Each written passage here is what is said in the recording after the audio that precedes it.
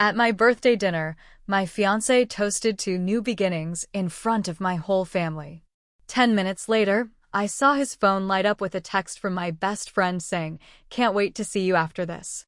I pretended not to see it until I unwrapped my gift, a fake positive pregnancy test from her. I left them both a surprise of my own, their engagement party invitations, sent to all their families with screenshots attached. I'm a nurse in Boise, Idaho. I work long shifts at St. Alphonsus, usually nights. My name's Tessa. I've lived here all my life. The winters are long, the people are mostly decent, and I thought I had everything I needed: a job I liked, a man who loved me, and a best friend who was like family. His name was Matt. He was an electrician. Worked mostly with a local contractor on residential jobs. Blue eyes, hands always a little rough, but gentle when he held mine.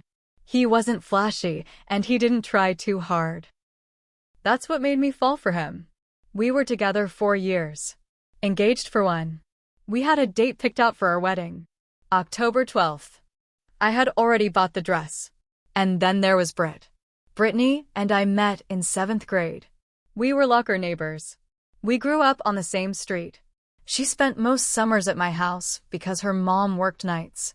I knew everything about her, or thought I did. She got married last year to a guy named Tyler, but it didn't last.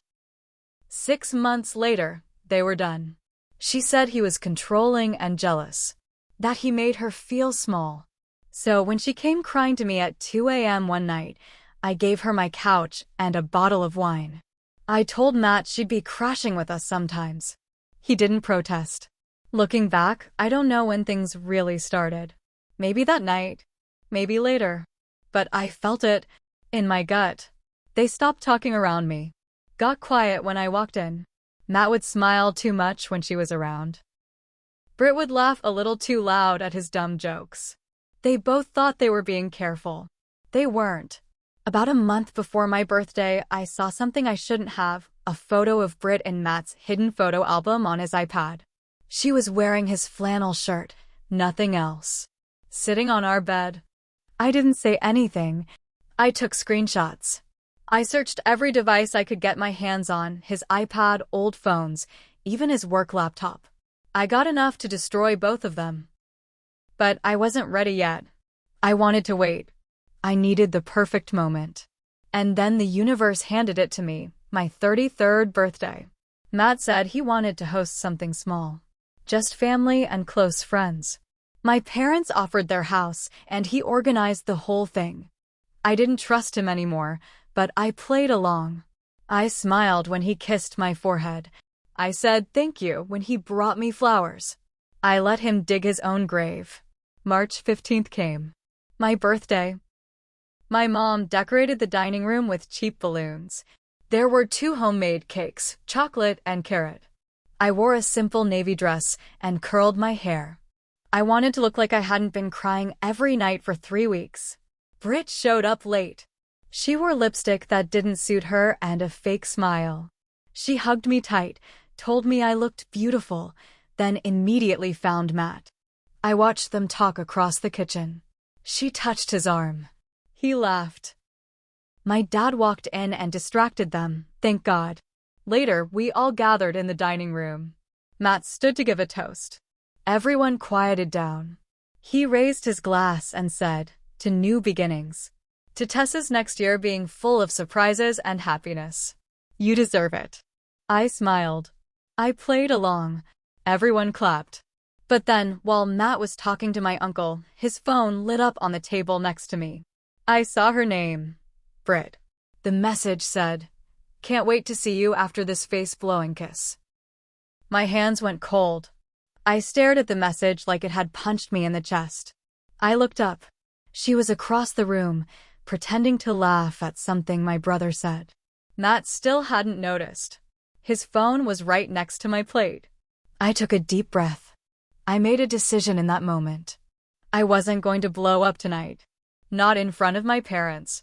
Not in front of his mother, who always called me the daughter she never had.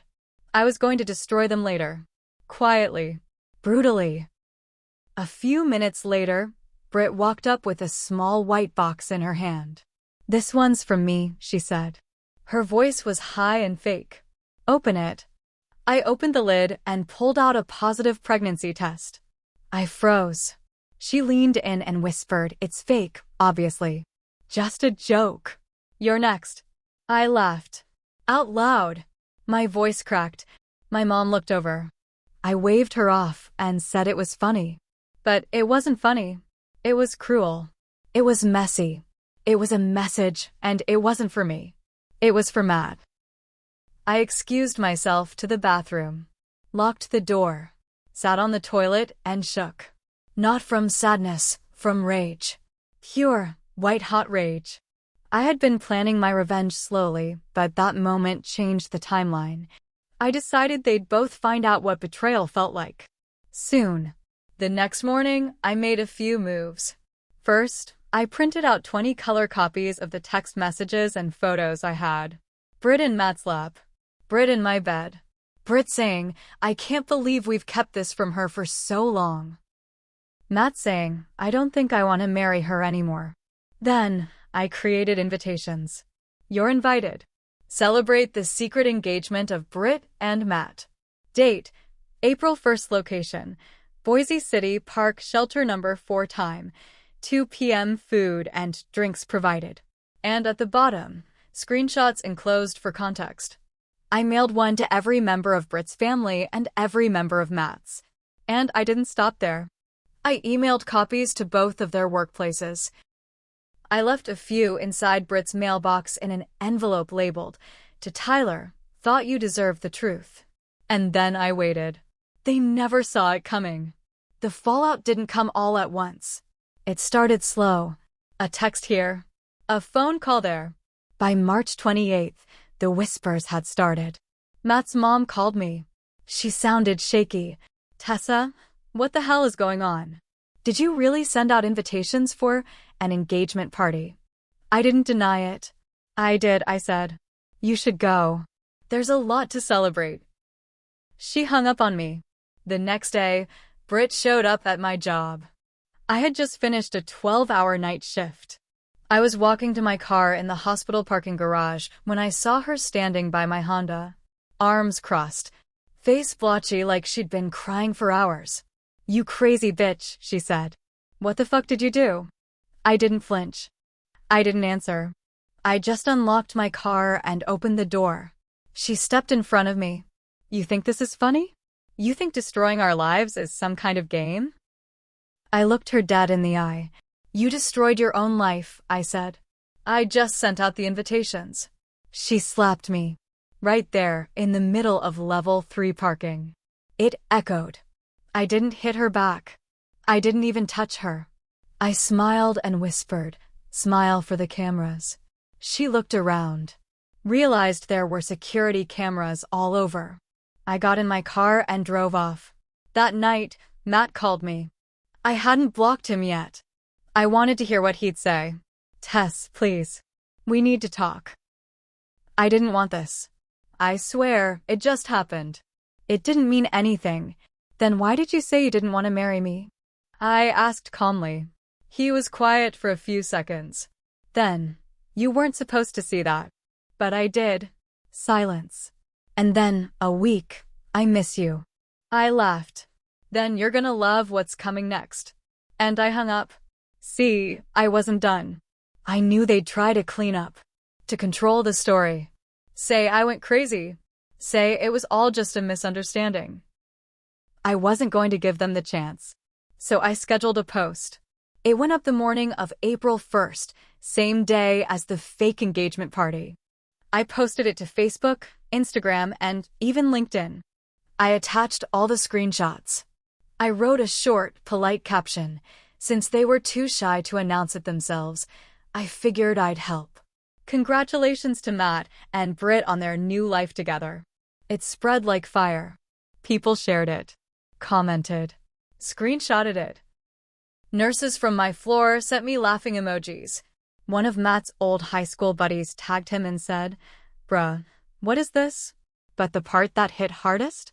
Tyler, Britt's ex-husband, called me. "I got the envelope," he said. Thank you. Then he laughed, low and bitter. You know what the best part is? She cheated on me, too.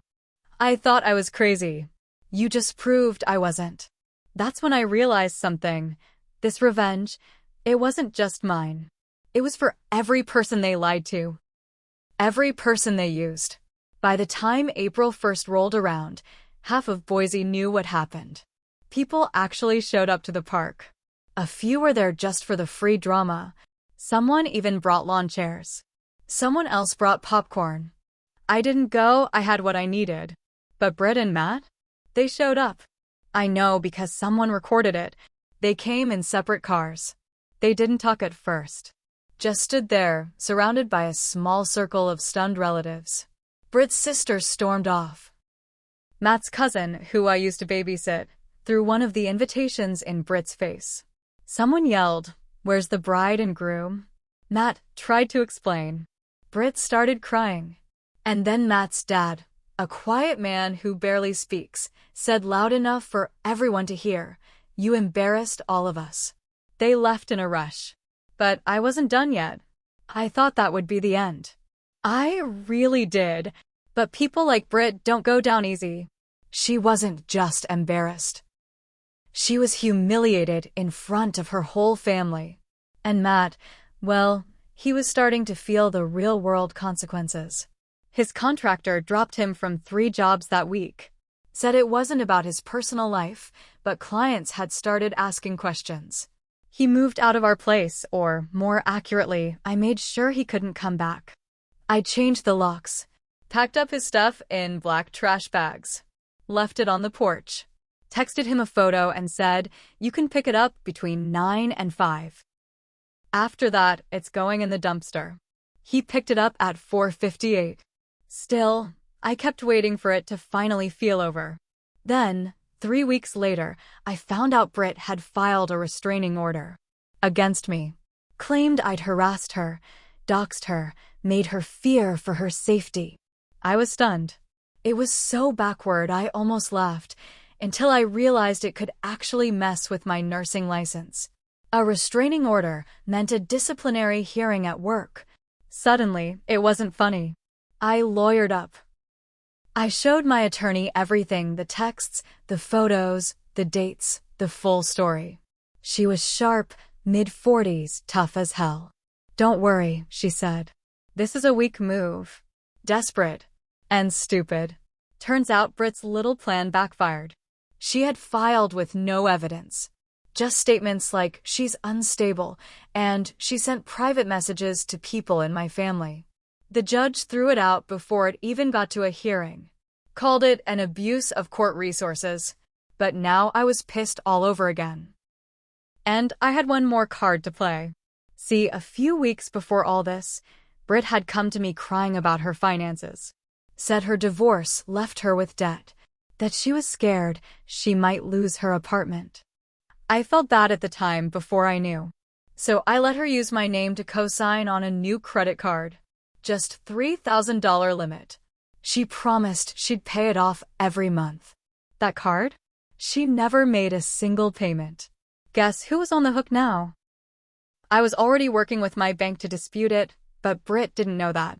So I sent her a message. "You want to play legal games? Cool. I'll see you in small claims court next. And by the way, your card's been canceled. Good luck explaining that to your landlord." She didn't reply. Instead, Matt did. He showed up at my apartment one night. He looked like hell. Greasy hair. Same hoodie from high school. Bags under his eyes. "Tess, please. I know you hate me, but I'm not doing great. I lost everything. I need help." He was crying. That's when I saw it, not sadness. Not regret. Fear. He wasn't sorry for what he did. He was scared because it all came crashing down. Britt had kicked him out. She was blaming him for everything. Said he ruined her life. "You made your choice," I told him. "You want help? Call Britt. You two are perfect for each other." He begged. I shut the door in his face. But the story wasn't done with me yet.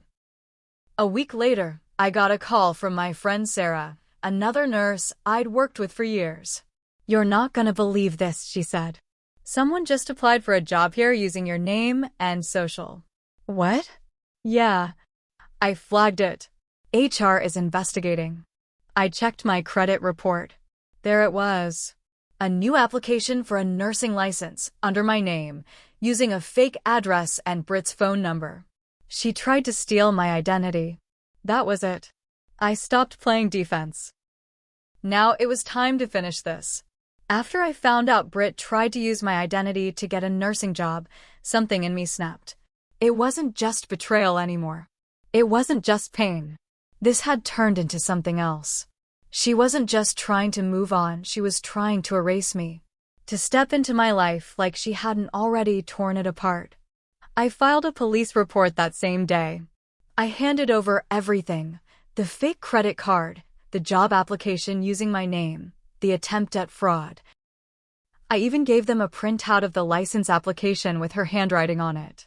The detective assigned to the case, Officer Hendricks, took one look at the stack and said, "Jesus Christ. You've been sitting on all this." "Yeah," I said. "I tried to handle it on my own. I thought I could outsmart her." He shook his head. "You did more than that. You built a case." Turns out, what Brit did wasn't just petty, it was criminal. Identity theft, credit fraud, attempted impersonation in a licensed field. She thought she was smart. She wasn't. They arrested her 2 weeks later. I didn't even know until I got a text from Sarah. "Check the county mugshots. Happy birthday, part 2. There she was. Brittany Keller. Hair a mess, makeup smeared. Eyes wide like she couldn't believe she was actually caught. Matt? He disappeared. Quit his job. Moved in with a cousin in Twin Falls. Word was he was trying to start over again. I didn't care. But I did one last thing. I sent Brit a letter. Handwritten. No return address. It said, "You could have had my friendship. You could have had peace. But you chose to take and lie and ruin. So I returned the favor." This wasn't just revenge. This was justice. And you earned every second of it. She got sentenced to 6 months in county jail, plus restitution. She had to pay back everything she stole, to me and to the state. I didn't get the money right away. But when that first check came from the restitution office, $183, I smiled for the first time in a long time. It wasn't about the money. It was about the fact that she had to write my name. Again and again. On every single payment. As for me, I took some time off work. Traveled a little. Saw places I'd always talked about but never visited: Montana, Oregon, even a week in New York. I started therapy. Got real honest with myself. I realized I ignored too many red flags. That I had let loyalty blind me. I made mistakes too. I trusted the wrong people. I thought keeping things quiet would protect me. But in the end, I learned that silence only protects the ones who hurt you. You want peace?